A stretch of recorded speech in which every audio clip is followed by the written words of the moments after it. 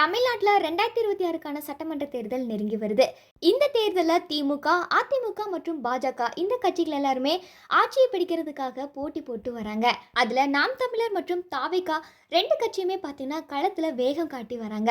இந்த நிலையில நேற்று தாவேகா தலைவர் விஜய் அவர்கள் பார்த்தீங்கன்னா பாஜகவையும் திமுகவையும் ஓட்டை என்ஜின் டப்பா என்ஜின் சொல்லி விமர்சனம் பண்ணியிருந்தாரு.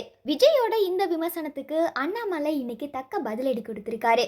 அதுல அண்ணாமலை அவர்கள் என்ன சொல்லியிருக்காருன்னா, விஜய் இப்போதான் அரசியலுக்கு வந்திருக்காரு, அவரை விமர்சிக்க வேண்டாம் அப்படின்னு சொல்லிட்டு நான் நினைக்கிறேன். விஜய் எங்களை டபுள் இன்ஜின் சர்க்கார் அப்படின்னு சொல்லியிருக்காங்க.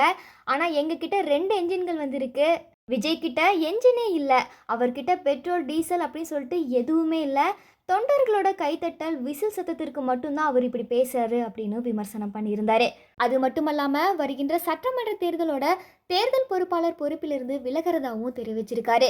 இந்த ஒரு விஷயம் குறித்து அண்ணாமலை அவர்கள் பார்த்தீங்கன்னா இன்னைக்கு செய்தியாளர்களை சந்திச்சிருக்காரு. அப்போ அவர் என்ன சொல்லியிருக்காருன்னா, கடந்த சில நாட்களா என்னோட தந்தையோட உடல்நிலை ரொம்ப பாதிக்கப்பட்டிருக்கு. அவரை கவனித்துக் கொள்றதுக்காக நான் இப்போ கோவையில் தங்கியிருக்கேன். தந்தையோட உடல்நிலையை கவனித்துக் கொள்றதா என்னோட முதல் கடமையா இருக்கு. அதனால நான் தேர்தலில் போட்டியிடுவனா இல்லையா அப்படின்றது எனக்கு தெரியல. அதை காலமும் நேரமும் தான் முடிவு செய்யும் அப்படின்னு சொல்லியிருந்தாரு. அது மட்டும் இல்லாமல் 6 சட்டமன்ற தொகுதிகளுக்கு நான் தேர்தல் பொறுப்பாளராக இருக்கேன். அந்த பொறுப்பிலிருந்து விலகுவதாகவும் இந்த ஒரு விஷயத்த நான் ஏற்கனவே நாயினார் நகேந்திரிடம் தெரிவிச்சதாகவும் சொல்லியிருக்காரு. இப்போ அண்ணாமலையோட இந்த ஒரு திடீர் முடிவு தான் தமிழக அரசியல் களத்தில் ஒரு பெரும் பரபரப்பை ஏற்படுத்தி இருக்குதுன்னே சொல்லலாம்.